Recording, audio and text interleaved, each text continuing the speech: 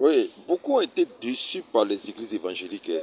Beaucoup ont été déçus par certaines églises évangéliques et puis certains pasteurs.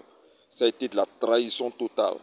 Il y a d'autres qui ont pris leur salaire, qui ont pris leurs économies, qui ont donné de leur énergie, qui ont aimé le coup pastoral, qui ont investi tout ce qu'ils pouvaient investir, toutes les sources de leur vie, mais ils ont été trahis. Ils ont été trahis.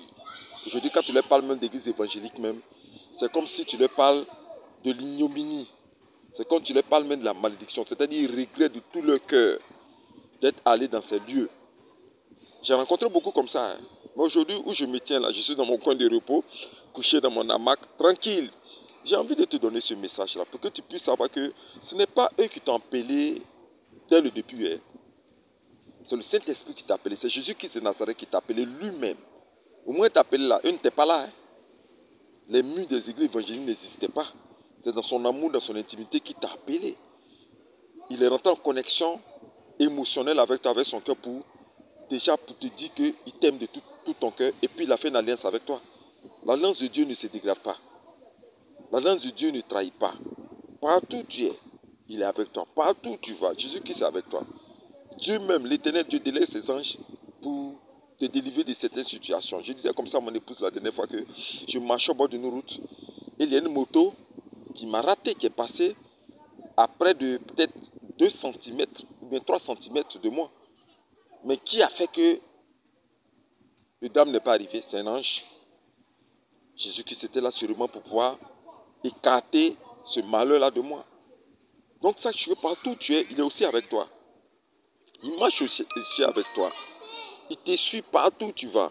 Il est fidèle dans tout ce que tu fais. Il ne te laissera jamais parce qu'il est fidèle dans tout ce qu'il fait. Lui ne trahit jamais. Et je vais te donner cette phrase pour te dire que les hommes peuvent te décevoir, les hommes peuvent te trahir, mais Dieu ne va jamais te trahir.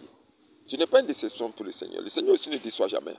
Ok? Donc il ne faut pas les regarder. Et ils font les spectacles. Ils font les spectacles. Certains font les spectacles.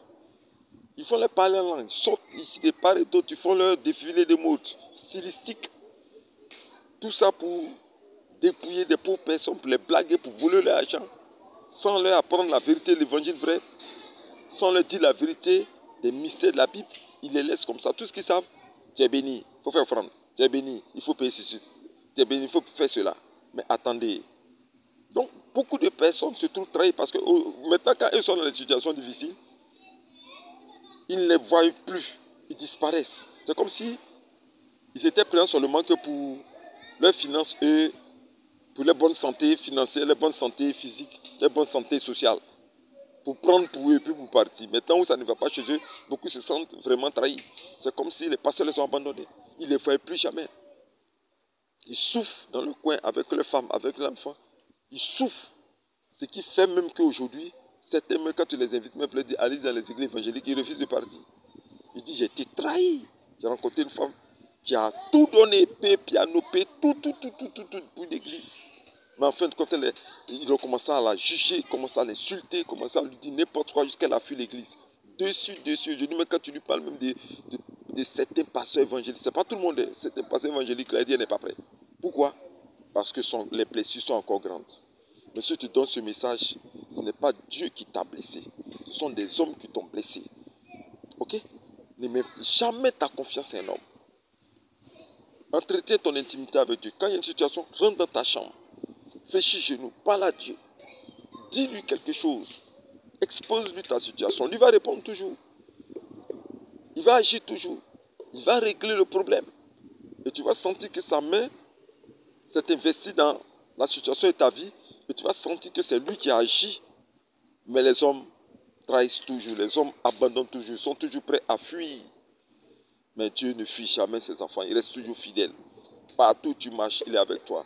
Partout où tu dors, il est avec toi. Tout ce que tu fais, il est avec toi. Il veille sur toi, il veille sur toi, il veille sur toi, il veille sur toi. Il ne va jamais t'abandonner.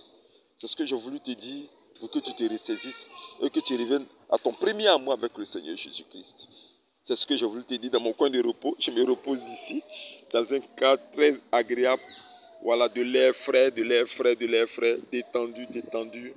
Parce que j'ai triomphé de mon année et je suis à la porte de la nouvelle année. Je suis, comme je l'ai dit toujours, je suis actuellement tranquille. Voilà, Dieu vous garde, veillez sur vous. Je vous aime beaucoup. Veillez sur vous, que Dieu vous garde et je vous dis shalom.